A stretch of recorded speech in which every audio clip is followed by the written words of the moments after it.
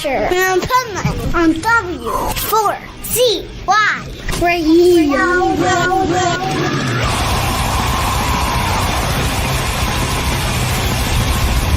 This is the Pipeman here on the Adventures of Pipeman W4CY Radio.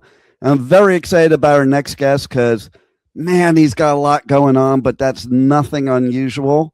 But I gotta say, I gotta start it off by I have a very important question.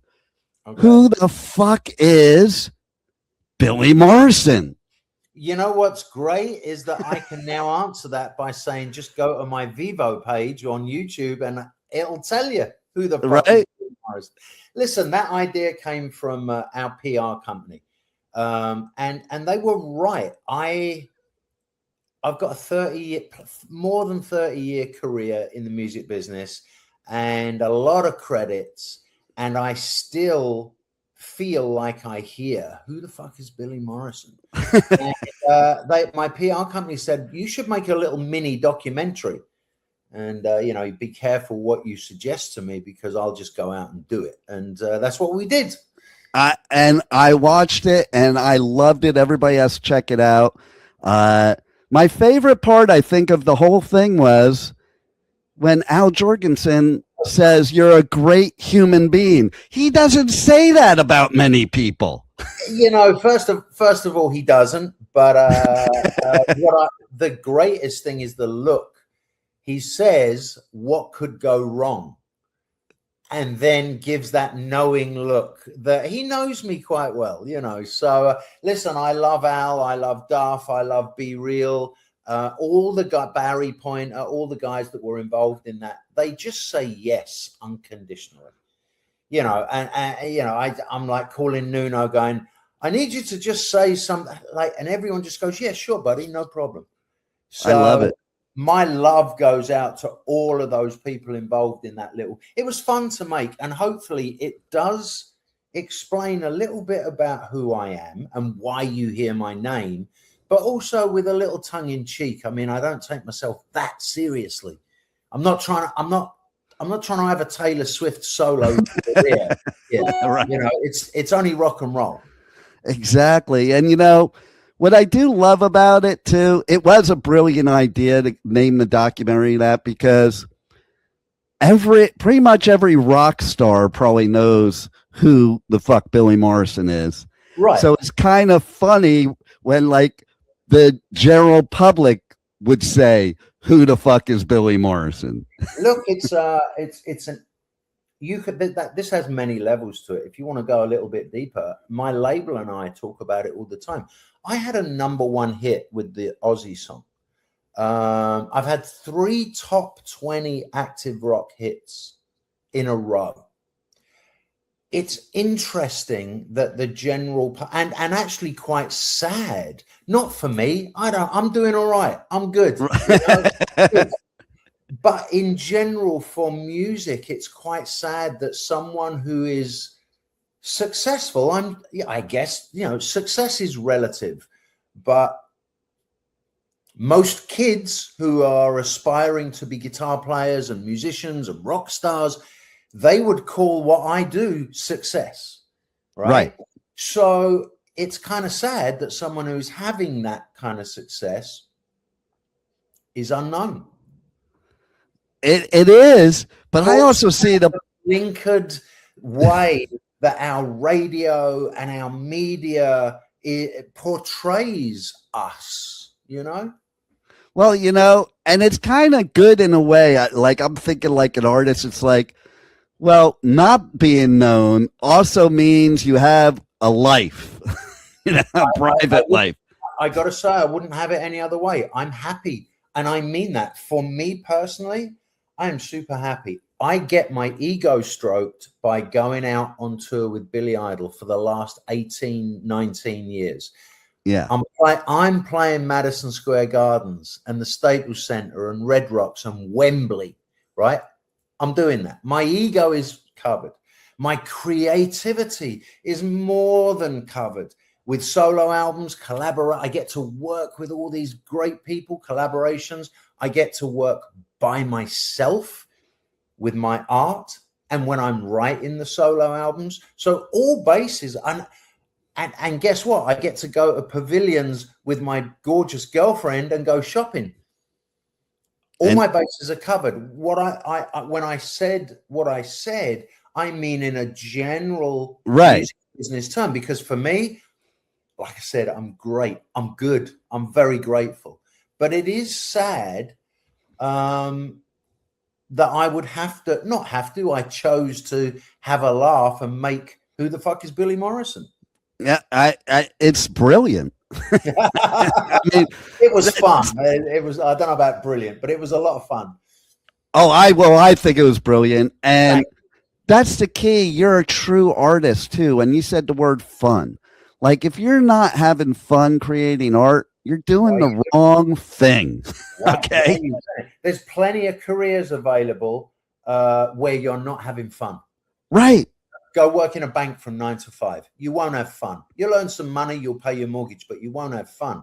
If you want to have like fun, remember why you're doing this. You know what I mean? Right. Like I can go and work in Target any day of the week. Exactly. Be grateful for the fun that you get to have as a creative.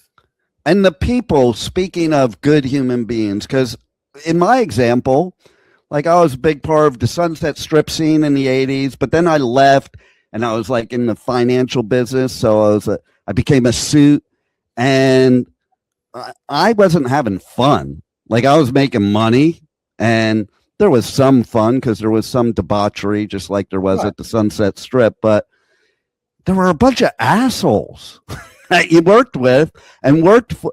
And so now coming back to music and doing radio and podcasting and going on tour and doing festival coverage and stuff like that, it's like I'm having fun. It's like I go to these festivals. Sometimes I'll bring my youngest daughter, and halfway through the first day of a 4-day festival, she's like, Dad, I don't know how you do this every weekend. I'm already done.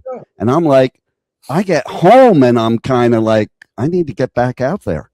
But it's horses for courses. It's each to their own. And, I do believe, you've seen both sides of that, of the coin. And I think financial stability is something that drives a lot of people. And that's fine. That is understandable, especially in this day and age. And if you want financial stability above all else, then you do not need to be in the creative entertainment business in any shape or form, because there's no exactly stability. But I've been fortunate enough to earn a little bit of money in entertainment. But when I decided to be in the entertainment business, it was a choice not made from a need for financial stability, because it's ridiculous. It was a choice made from a need to be creative. Number one, if I'm fortunate enough to even earn $1, that's a bonus. Yeah. So it's what you're making your decision based on. Don't make the decision based on I'm gonna make my fame and fortune in the music business. That's fucking terrible. If you decide that you cannot live with the restrictions of a 9-to-5 world, and you have shit inside you to say that you need to get out and don't worry about what other people think, then choose the entertainment business. It will be kind to you. If you're lucky, you might earn $1. Well, that last thing you said is key, because most any other industry, you do have to care what other people think, and it's not healthy. Well, I think you should just be you. But even in our industry, even in the radio industry, depending on where you're working, there will be people that will tell you have to cater to a certain thing. I am fortunate enough that I do not have to. But not everyone is in my position. If you are 21 and just signed a big record deal, don't think for one moment those people who just wrote you a $3 million check are not going to tell you exactly how your record's going to sound. And that was why I left, by the way, because I sat backstage with friends of mine. I was a teenager, and watching these record labels telling them how to dress, how to play their music. And then look at what that happened after that is it kind of killed it by people not being able to be authentic and be themselves. Yes, but here's the good news. The business has changed. Yes. First of all, I want to go on record as saying I am very fortunate. My position is very fortunate. But even for people not in my position, the business has changed so that basically what I'm saying is you can make a record from your own home. Right. A decent Exactly. sounding record. So you do not need the $3 million check from the Enormodome people, right? It's nice. But when you take that check, that means you are beholden to them ultimately on every decision. Oh, and yeah. they're going to want their $3 million back. They're going to want it back. It's not a gift. We all find that out when we throw the TV out the window and then it's on the room service bill when you check out that you're paying. Oh, shit. Okay. So, you know, the business has changed and I am living proof that you can put out records, good sounding records, without major label corporate. But I will also say that my record label are 1 in a million in that they're a small label out of Chicago. Yes, we're distributed by Virgin, but lots of people are. And Virgin have been great with us. But the guys behind my record label, they're hard to find, those kind of guys. When I say, I want to do a record that's got a country song, a piano ballad, a metal song, and a hip hop song, and they go, okay. I love it. Really hard to find. Let me tell you that. That's a needle in the haystack for sure. And yeah, I think we're doing it for the second time, you know. I think too, like you and I talked last year in February, and you know, some sad stuff has happened since then. Yeah. But I fully believe with all this stuff you're doing now and what's going on right now, that you know, you got Ozzy walking with you. Yeah, I choose to believe that. I mean, I've not to get all weird. I've dreamt about him. You know, I was close with the guy, and I know the family do as well. But I dreamt about him, and he's definitely.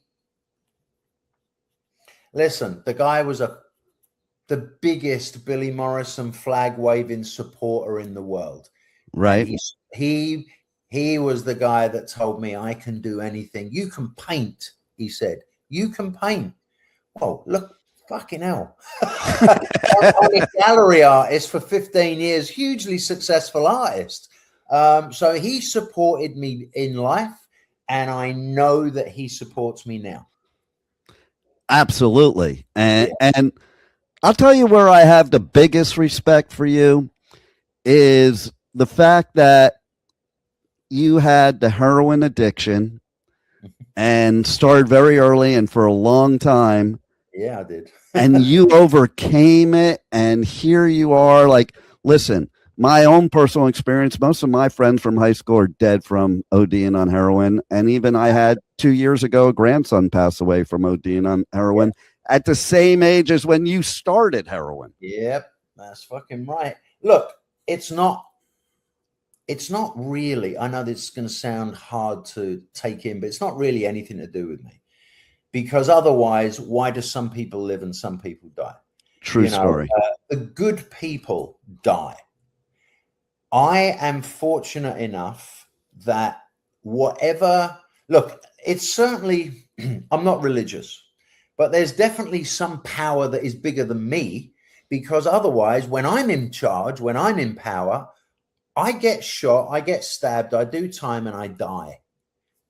That's fact. I proved it.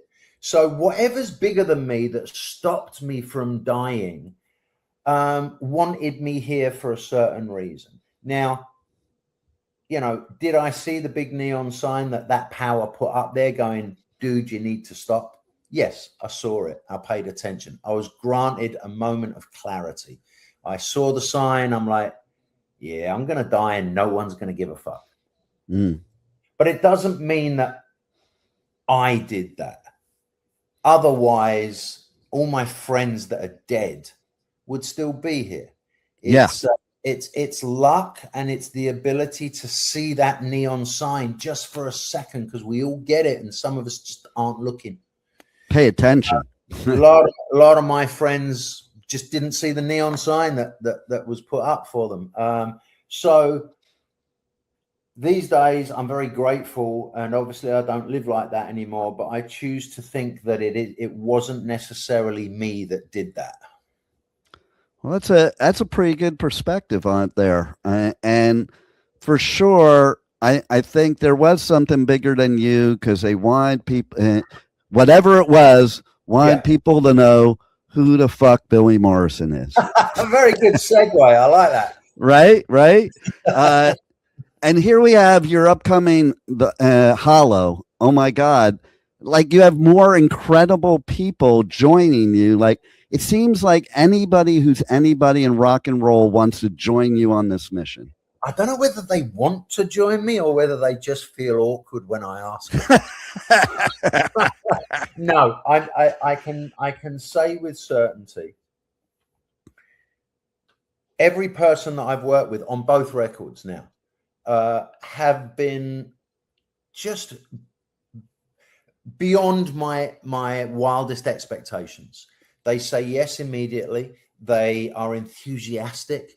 They work with me. I mean, I'm a producer on everything. So that's why it's a bit, people are like, well, it's Billy Morrison's solo record, but you've got a bunch of friends. Yeah, but I wrote the songs, I play them all. You know, I produced the whole thing, and I have stories. I don't know whether I can go into them particularly, but I produce in the biggest sense of the word. I mean, I'm sitting there with Manson when he's singing, and the talent of a producer is to be able to talk to the artist and suggest things, maybe do this, maybe do that. I'm doing that with Rock and Roll Hall of Fame members. I'm doing that with all the guests, and there is some kind of unspoken respect that we all have, that they are just listening to me and they're working with me. And I think the more I put out, the more product like this that I put out, the more I'm proving to all of those people they can trust me. Keyword. Be Real said it in the movie, Who the Fuck is Billy Morrison? He talks about how I am invested in their performance. Do you have what you need? Do you want me to rewrite that verse? That's what true collaboration is. No doubt. And it's not often, I find, you know, that's why a lot of bands maybe get into arguments, because they can't have that, you know? And also there's people skills here. Producers should have people skills. Dealing with Duff McKagan is different to dealing with Marilyn Manson or Al Jourgensen or Ozzy Osbourne. You got to understand who you're working with, what they like, what they want, how many hours can they work in one go? Is this a 45 minutes and then you're going to have to stop and come back tomorrow? Or is this a guy that does 9 hours until it's done right? You know, Al Jourgensen, he's going to stay there till it's done. I love that. Ozzy, you've got an hour and then he's going to leave, but he'll come back tomorrow. You know what I mean? Right. Everyone has different methods. And I think one of the producers' skills is to understand who you're dealing with and work in their way. That is brilliant. That is the way it should be, because otherwise they're not going to listen, or you're going to have a hard time. You're going to be stressed out. If you understand who you're dealing with, then you're prepared. I also think writing a good song in the first place helps. And I'm very good at that. That might be a little important. But I want to know, forget who the fuck Billy Morrison is. I want to know, how the fuck does he know how to write music, produce music, create art, and like so many creative outlets? I don't know. If I knew the answer to that, I'd sell that answer and be very wealthy. Right? I don't know. That's the whole point of being a creative. Is not being fearful is one of them. I mean, I am not scared. When I picked up a paintbrush, you have to understand, I didn't doodle. I didn't go to art class. I've never had a lesson in my life. I just picked up a paintbrush. I picked up a spray can. I picked up an X-Acto knife. I picked up a canvas. I physically embraced art. Now, if anyone does anything every day for 15 years, you're going to get good at it. So it's not oh my God, you're so talented. No, I worked hard at understanding brush technique, color theory, all of it, you know, and spent hours of research time and hours of practice. So I think not being fearful to just do it is important. And then there's also a certain amount, I hate sounding like this, but there's a certain amount of, oh shit, I've got some talent, you know, because I write in a song, I've written some good songs, clearly. I don't know where that comes from.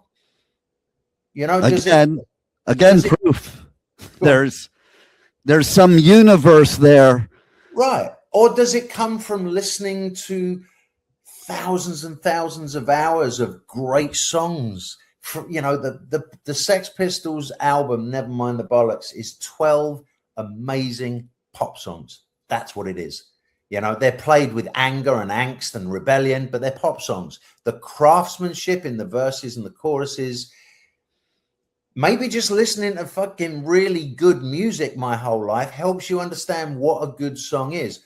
Having said that, there are many songwriters out there that have listened to the exact same music that I've listened to and can't write shit.